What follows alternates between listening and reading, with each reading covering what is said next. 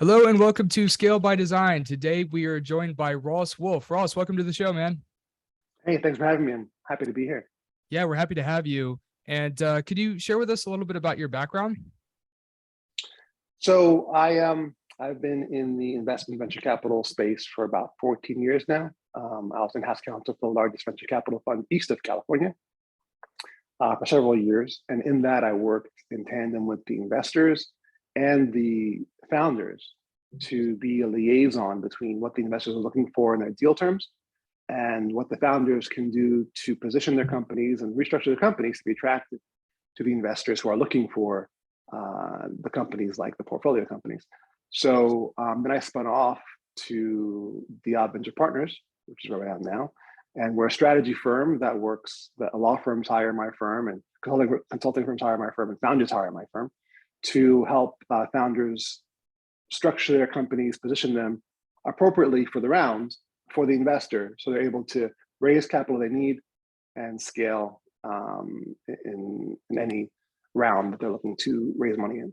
Okay, cool. And so I think you mentioned that it's kind of a wide range of I guess like growth stage startups and growth stage companies. Is there like one area you're a little bit more weighted toward, like as in more so early stage or late stage, or like where are you primarily focusing your time right now? Right now, most of transactions are in the early stage companies, pre-seed to Series B, and that's to do with the current economic environment and the pressure investors are getting from their limited partners to find companies that are getting returns.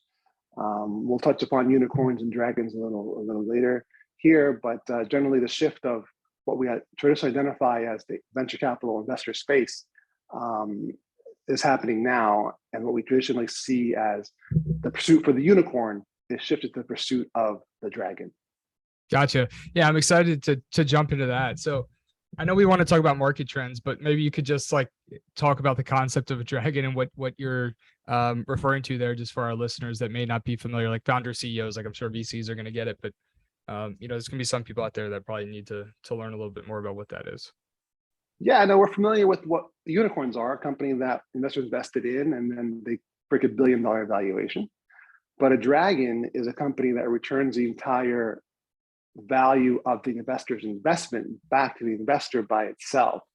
What that means is if I have $1 to put into the market, I put 10 cents in the dragon and 90 cents in other portfolio companies. The dragon by itself gets me back my full dollar. So the other portfolio companies that I put 90 cents in bring me back profit above what the dragon provided. So dragons are different than unicorns in that they are a highly powered growth with more investment rounds and milestones that are more quickly reached than unicorns have been. And dragons have a lot of rounds. But the benefit of a dragon now is that because the economy is uncertain for a lot of people, investors and their LPs want companies that give returns now rather than later. So is that like, from an investment strategy perspective, are companies, do VCs look at their entire fund like, could each investment we make potentially return the value of the entire fund? Like, is that part of like the investment thesis that VCs look at? Like, hey, we're not going to make this investment if we don't think it could cover the entire fund. Yeah, and the shift of the philosophy it's changing for the last 10 years. What we normally saw as the spray and pray mentality, where there's 10 companies and then the investors or VCs just throw money into all of them and hope one of them is a unicorn, has changed. Now we're seeing that if there's 10 companies, the investors and VCs want 8 of them to succeed, and they try to ensure that by being on the ground with the companies to be more like advisors, mentors, coaches, rather than just the spray and pray where here's your money and figure it out. So that's part of what I was doing when I was at the fund. The investors had their deals they wanted to do and we were doing the deals, but in order to make our deals hit the milestones we were trying to hit, I needed to be on the ground with the founders, restructuring the processes, the protocols, defensive protocols, control protocols, economic protocols, all the things that are overlooked by founders in early stage.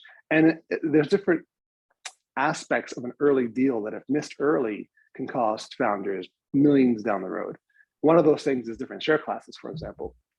I see too many times where there's only one share class being transacted, the founder class, but that has all of the same powers as the founders do.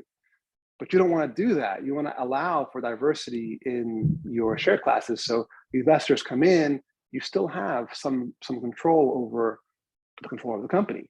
And you have different share classes, usually called preferred share classes. So that's so is there like an investor share class? What about like for stock options or RSUs? Is that also a different share class than founder and investor, or is like the RSU and stock option share class the same as investor class? Like, how do you structure that?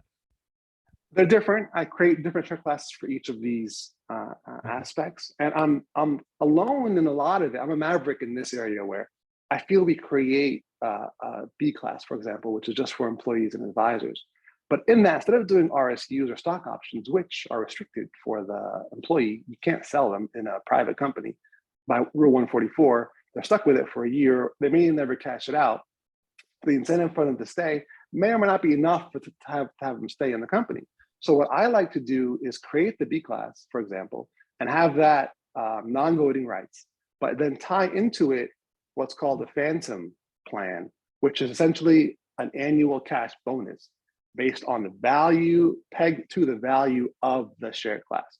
All share classes have the same value as a company increases its valuation every year, but they're able to then every year, the employees are able to then get cash based on the fair market value by hitting certain milestones in their performance. For sure. So, but in that model though, like let's say if you're a hypergrowth company, right, and you're operating at a loss, or if you're like me, you're hypergrowth, but you're bootstrapped. So you're operating on, probably relatively thin margins, enough margin to build cash balance, but you don't necessarily want extra cash taken out of the business. That's like the one thing I think about, right? Like if you're hypergrowth, like, do you really want cash bonuses going to employees every year when that money could be reinvested in growth? Like, I'm just curious, like, have you heard that Sure. type of Yeah, objection? no. What are your thoughts there? And we hedge against that in our structures. We make sure that the fair market value is affordable by the company by hitting milestones. Also, we put protections for the company that if the money isn't there to pay it out, then there's a deferment until there is money to pay it out without jeopardizing the company. So it's an unusual model, unorthodox. I feel maybe I've pioneered it, but I've gotten a lot of feedback and the same questions you've asked. But we've been able to hedge against it successfully and give the options to the employees who just want the cash out versus the ones who just want the actual holding of the share class until a later time. But also, if you don't give away the share class in time, just the phantom plan, you still have those shares you can give to investors instead of further diluting the founders.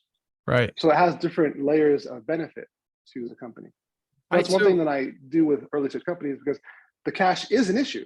So right. To make sure that the stock is there to trade and that there's enough incentive for employees to keep performing, I created that hybrid model. Yeah, that's really cool. And just for to make sure I understand, is phantom stock the same thing as SARs? Like an SAR, just for people listening, stock appreciation rights. Are these like the same things or are those different? Do you know by any chance? They are different because by having the phantom plan, you're limited to not the downside, but the limitation of it is it's limited to key employees early on.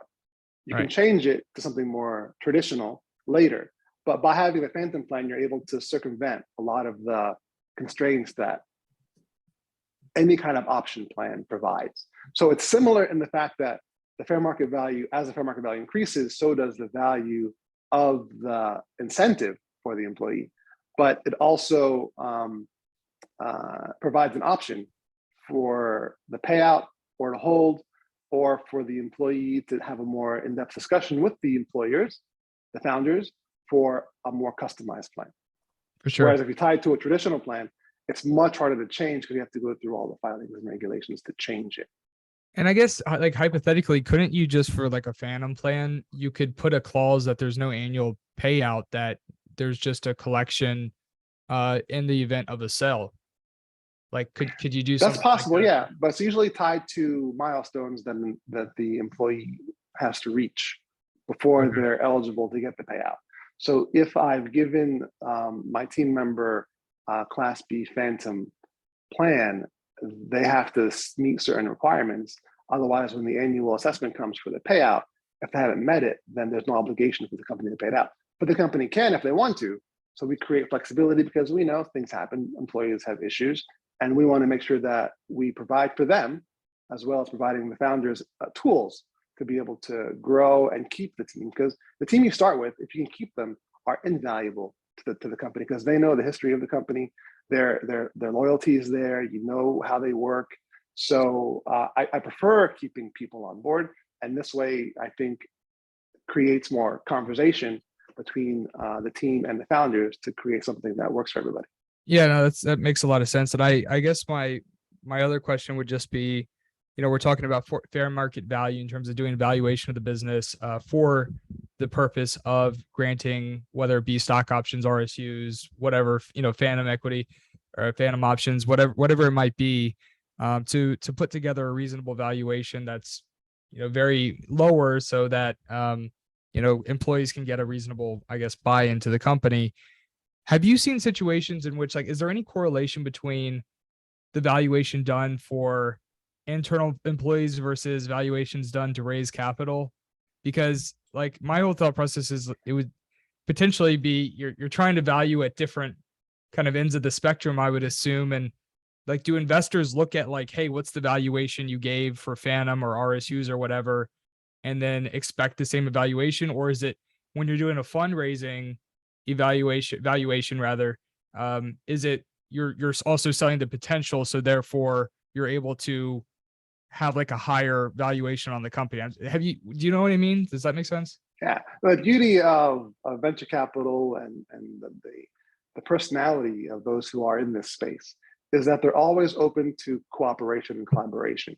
So yes, in some cases, the 409A valuation of the incentive plan is considered, but then so is the value, overall fair market value of a traditional valuation by a third party evaluator.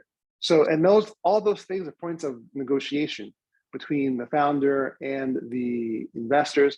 Or what I like to do is actually create the actual offer, whether we're going to consider the 409A valuation, the incentive valuation, or have an independent third-party valuation, and then use that to be the status quo of the round. I don't like to have too much diversity and too much favoritism, because then in VC, you're working with some of the biggest hitters and players in the world, and they're very, very smart. So you want to make sure that you're fair, because if one of them gets pissed off, then that could cause a ripple effect that could be detrimental to the company. So I'll try to be as fair as possible by identifying exactly what is going to happen in that round, who gets what. And of course, there's room for side letters of someone who's really influential, who's really important to the company. But I like to pick what we're going to do before. And to your question, it could be anything, but it's up to the founder, I think, in my humble opinion, to present what the offer is to investors. And if the investor gives pushback, reevaluate, iterate, and come back with something that will work for that round of investor, because each round has a different character, personality of investor. Right. So every one of those points is open for discussion, and that's the beauty of VC. But I guess so that makes a lot of sense. But in terms of, is the valuation that employees get to buy into these programs, whatever equity programs it might be, is it the same valuation that the VCs are buying into the company? If it's a stock option purchase plan, then they have a strike price. Okay. So they can exercise that strike price whenever that time comes. And it usually is more favorable to the employee. Okay, but that's kind of what I was asking. Is that common for it to be I guess more favorable? Or it can be, yeah. Usually strike price is what is there to make it more affordable for the employees, because they're not accredited investors necessarily. So they need to create something that's affordable, and a strike price. They buy the right for a strike price that's favorable down the road. Yeah. Okay, cool. Yeah, I know we wanted to talk about trends and stuff, but we started talking about what your firm does and how you're helping founders and CEOs. And so I wanted to kind of follow up on some of the things that you had mentioned. So that was really cool. Thank you. And that was pretty technical too. So I think people listening in, like we have, you know, a lot of our guests too are founder CEOs and people tuning in too. So I know that's like just highly valuable content for people tuning in. So hey, look, like in terms of, let's just jump into trends, right? Like obviously the market is insane right now. I'll just tell you from my perspective what I'm seeing. So my company, Secure Vision, basically tech companies borrow recruiters from us. So we're helping, you know, startups, growth stage companies, hire everything from engineers to salespeople and everything in between. And so we've worked with over 150 companies in the past 7 years, and so we have, you know, a fair amount of experience doing this. And this market is definitely like, it's just weird. Like we've seen, what I think one of the biggest insights that I've seen is that our lead activity, it is, I think recently it's going down, but the weirdest metric that we're seeing is the conversion rate from verbal commit to closed won deals. So we're getting a lot of tech companies saying, hey, we're ready to move forward and hire, send us your agreement. And then like 2 days later say, oh, give us a week.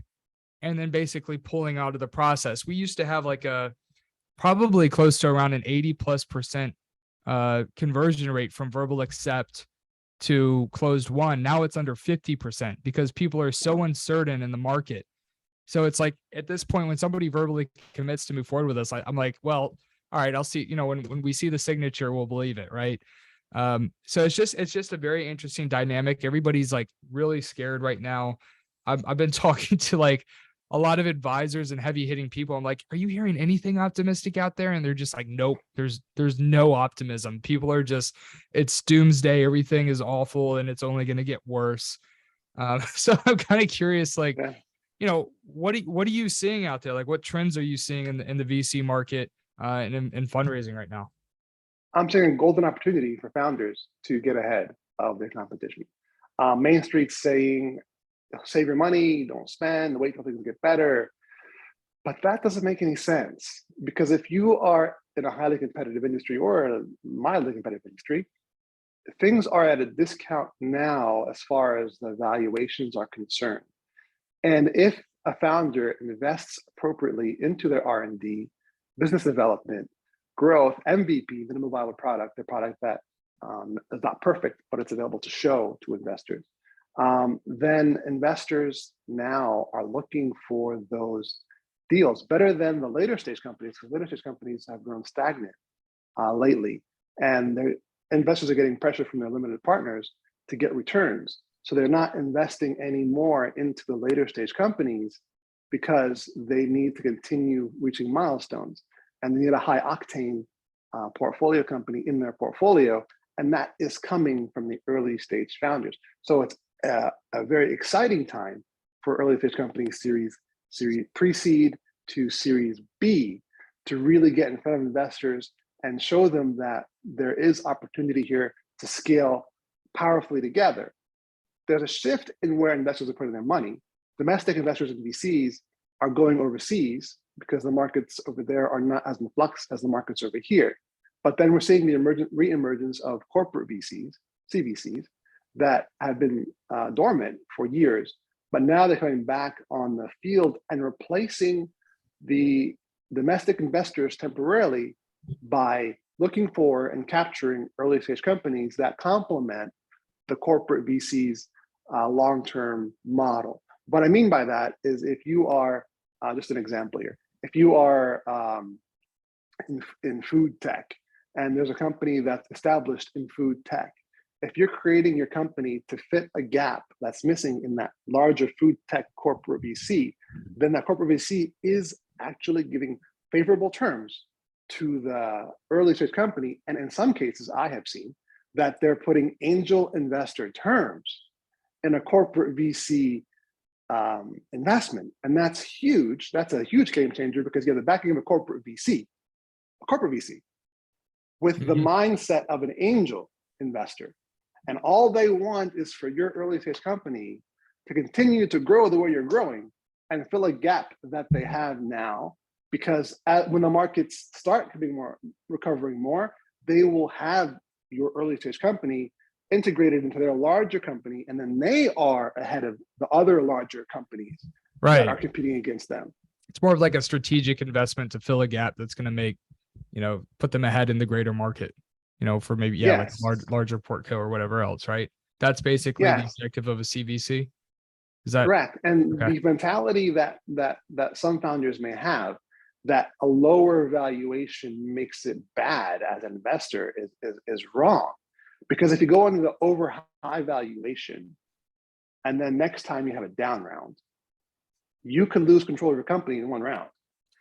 We're seeing the re-entrance of terms that are called full ratchet, anti-dilution terms. And what that means is, if the valuation of the company goes down, then instead of giving more money, or the investors losing out, the investors convert the money they put in into the new value of the stock, which means if I put $1 for 10% of the company, and then I have a 50% down round, then I now have 20% in one round.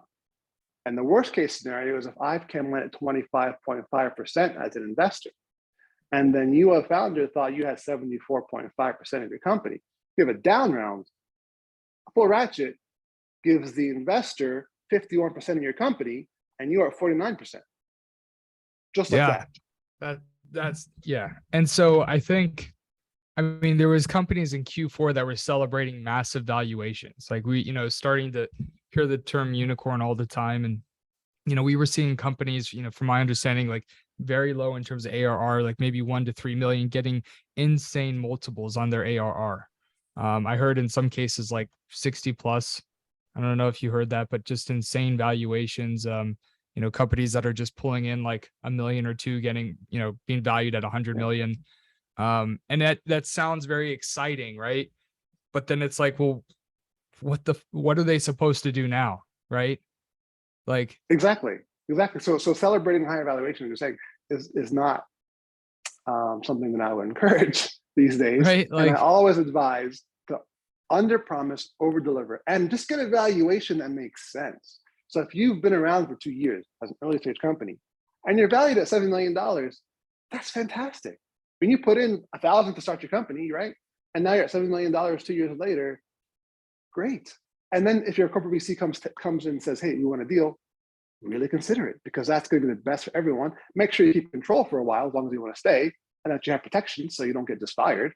But it's much more exciting, this economy, in this industry, in this time period, to have a reasonable, practical valuation than to come in pie in the sky and say, yeah, we are the best because our numbers, our valuation says we are. But then the next round, you've jeopardized everything you've worked for, and you might lose control of your company. so then what do you think the appeal is to get that massive valuation, like to push for that massive valuation? So like, let's think of the minds of founders, CEOs, COOs, just, co-founders, whatever, in Q4,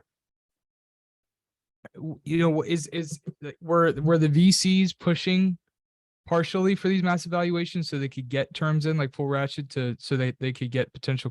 I mean, what drives those large valuations? I mean, obviously demand in the marketplace, but wouldn't potentially someone similar to yourself advise companies in Q4 to say, hey, well, there's potential downside to raising at such a huge valuation, and Yes. why are people running after that so much versus like thinking more so within possibly reason, like, hey, we don't need to raise so much money, or hey, we might do a little bit more, but this is going to set us up for success in the future. So I always advise my clients to under promise, over deliver. And if they insist on coming with a higher valuation than I think is practical, I just don't take that round. And I encourage them to go somewhere else, because the downside is too traumatic, too dramatic to get behind it. But the reason people come into the high valuation is by the mistaken belief that bigger is better in all cases, but Right. it's not. Because economically, practically, financially, business-wise, and I was a founder, so I know how things work, and I've had exits myself. I know how things work. I know how companies scale and grow. I've been there. I've seen how it works. And you don't go from 2 million ARR over 2 years to $100 million valuation unless you have some amazing new IP that has never been seen before. That's possible. Right. Or you have a very influential board member who will ensure that your growth will and scale and trajectory that will justify that in years. But there is no shame in saying, yeah, well, we have a great ARR, but you know what? We're not worth $100 million right now, but we're worth 10, 15, and we're still attractive and we still are able to grow and we're realistic. And investors now and CVCs are much more responsive to that because it shows responsibility on the side of the founder. Right. And now I'm seeing my colleagues walk out of pitches by founders when the founders are overzealous in their valuations. Yeah, that makes a lot of sense to me. So what do you think about, so Crunchbase posted an article. Now this is actually more so referencing Q2. So I'm curious if you have any updates on Q3, what you're saying, but they're looking at like second quarter funding fell 26% quarter over quarter from 162 billion in the first quarter, and 27% year over year. So it looks like the VC market is contracting. I mean, it does sound like there's obviously a lot of opportunity from what you're saying for early stage founders, but there's definitely pretty obvious contraction, right? Like Q4 was massive, Q1 was less, and then Q2 shrunk more. I don't know. Like, is Q3, has that continued to shrink down, or where do you think it's going to fall in terms of the trend for Q3? 64% of all new investments have gone to early stage companies. So the fall that we're seeing is not in pre-seed to series A or B. We're seeing that in C, D, E, F, G, where the companies have gone more stagnant and they had milestones they're supposed to hit, that they're slow getting there, or they're not going, even if they hit the milestones, they're not going to grow at a 5, 6, 7, 8, 9x that they thought they were 2 years ago. So they're going to feed the winners and starve the losers on the investor side. And if a company that's later stage has gone less with less velocity, then they're going to shift focus on the early stage. And we're only seeing that primarily in the US, but a lot of investments are going to India, going into Asia, and going even into Eastern Europe. Right. And that's increasing.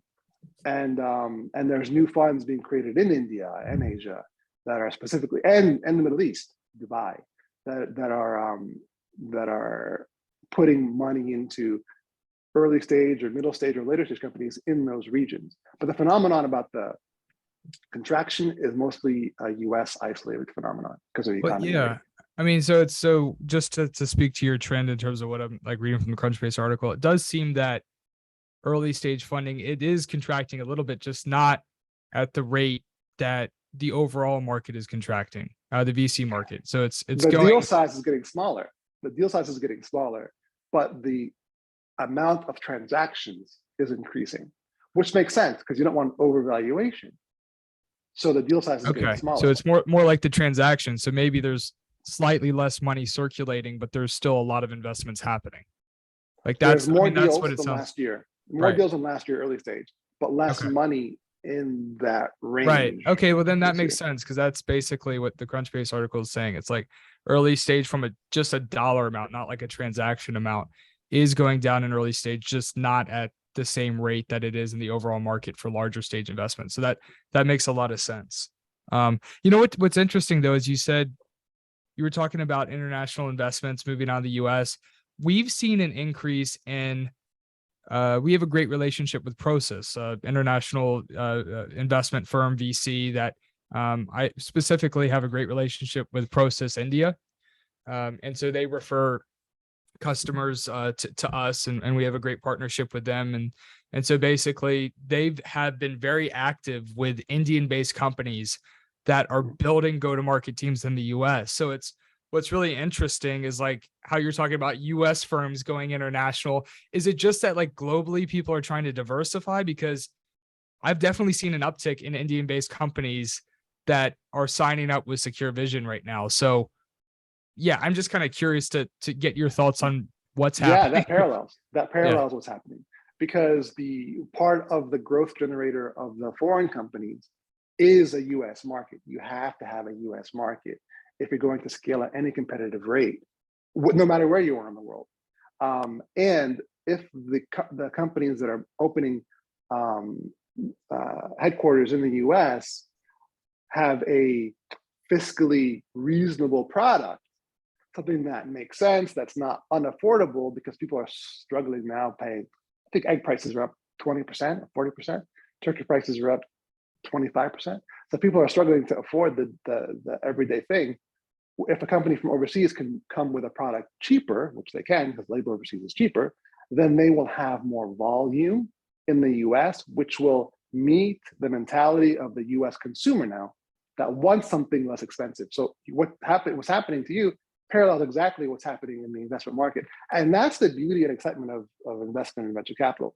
Everything that happens in venture capital and investments in the early stage impacts the entire world. And then you see the impact of the work that you do as founders and that we do as advisors actually affect people's lives in the world in a positive way. And that's a magical thing to be a part of. So if you're a founder having a hard time, then the last thing you should do is give up, because if you believe in your product and you know you have consumers, then keep at it now. So I'm going on a tangent, but I mean, this is something that I think founders need to hear, is that this time can be seen, you have a choice to see it as a tragedy or as an opportunity. And all trends point to opportunity if you play your cards right. But to your point, yes, what's happening from overseas movement in the US parallels the industry, the VC industry. I think you might have touched on this, but just so we can slow down on this point. Maybe some of these firms in India do have an advantage because their product teams, their design teams, their engineering teams are based in that market. And now they're getting a ton of money, massive investments from companies like Process to come to the United States and build out their go-to-market teams. Whereas a lot of the tech companies that are still headquartered in Silicon Valley are paying, $200,000 a year for engineers. So maybe there's an advantage there where, they have more budget for Google Ads, demand generation, really just pushing product development at a rate that a lot of the earlier to mid-stage US-based companies are not able to compete with. Like we've had some late-stage customers that are, pre-IPO, at least they were last year. I don't know if they're thinking about it now, but we were working with some late-stage companies that I won't name names, but one large customer, category leading SaaS company in the fintech space that was hiring, around 500 to 1,000 engineers in the US-based market on an annual basis. And things really started drastically changing Q1. And so basically they cut all hiring in the US and they shifted gears to hiring in primarily Eastern Europe for their engineering talent. But that's a huge shift to shift such a large workforce and also maintain quality control and efficiency and maintain your competitive edge in the market versus potentially a competitor that has their entire tech infrastructure in India and only has to focus on building a probably somewhat, small to medium sized go-to-market team in the US and then just dumping a ton of money into demand gen. So I think maybe that's that kind of like I don't know, but I would assume that's like some international investors are thinking of that as in terms of their investment strategy this year. 100%. If I could put $1 in a foreign company and have a cost that's substantially less than the dollar that would incur in a US company, and then the return on volume based on the dollar I put in is exponentially higher than what I would get in the US market, that is why investors are going overseas. Now, they're not going to stay there, but they're going there now because they want to get a foothold on what you're exactly to say. The companies that are intelligently and smartly exploiting the benefits of being less expensive to produce in their market, but then the cost of purchase here is on American market standards. So all that is extra buffer on the operating capital of the foreign company. Yeah, I got a couple of incredible clients that they're around 200 to 400 headcount in India. They got a killer product. They're not wasting any time moving headcount to different regions. Yeah. They just got a shit ton of funding this year and they're going to crush it. And it's just, and then you got the clients of the US that are trying to make the other transition. They're not focused on strategic growth. They're not necessarily able to as much so focus on the customer. They're focusing on how do we cut costs? We have too many, can we avoid layoffs? Do we have to do layoffs? How many layoffs are we doing? Wait, how do we ramp up an engineering team in Eastern Europe or India or LATAM? I mean, it's just a totally different, the strategic leadership is focused on totally different problems. One's focused on growth, one's focused on survival. So that's an interesting point. I'm glad we kind of fleshed that out, because it makes a lot of sense, right? In terms of that. Yeah. In the end, everyone's going to benefit. US, overseas, investors, LPs, founders, they're all going to benefit. But in the meantime, that's what we said at the opening of this segment. Putting your resources now into making your MVP better, your R&D better, putting your money in now instead of holding it and saving it like you're hearing on Main Street to do, that's where you get your competitive advantage when the dust settles. So I will say this over and over, and I've said this on my videos that I do on my social media. If you're not putting money into your company now as an early stage founder, you are missing an historic opportunity to get ahead and scale that we haven't seen in 15, 20 years. I love it. And Ross, we're coming up on time here. So we're probably going to go ahead and just wrap up, but this has been an incredibly valuable episode that I'm going to share with all my founder CEO friends. And I know venture capitalists as well are going to love tuning in, and there's probably going to be a lot of shared experiences. And I know some people listening are just going to be saying like, yes, like it makes a lot of sense. Right. So thank you so much. I get blowback too. I get blowback too. I get people who disagree with me, and that's okay. Yeah, sure. Hopefully we'll get some of that too. You want it to be a little bit controversial. That's what makes it fun. But in the end, I know I'm right, so it's okay. Right. Yeah. So they can say what they want. Yeah. Like, good point, but I'm still right. Yeah. Well, hey, look, Ross, if people want to engage with you, what's the best way to do so? LinkedIn, your website, like where do people go to find you? Sure. Instagram, we're at Diab Venture Partners. D like David, IAB like boy, Venture Partners. On LinkedIn, Ross J. Wolfe, Diab Venture Partners is there. Not much Facebook presence because that's more of just a social thing. Also my email, rj@diabventurepartners.us, and my website, www.diabventurepartners.com. So I do hope that I was of value to you and your listeners, and that something that I've said today has made people rethink their position and made them a little more motivated to take advantage of what's happening now. And I'll say this one more time. If you have had a hard time as a founder now, the worst thing you can do is give up, because you started your company because you believed in the product you were going to deliver to the public, and you believed you were going to help people do it. So if you give up now, you're not giving up on yourself, you're giving up on those people who can benefit from your product. I love it. Well, thank you, Ross. I really appreciate you coming on the show. And we're going to have to do this again sometime because it was packed with so much value. And for everybody else tuning in today, thank you for joining us, and we'll see you next time. Take care. And I got to say one more thing, capitalize. All right.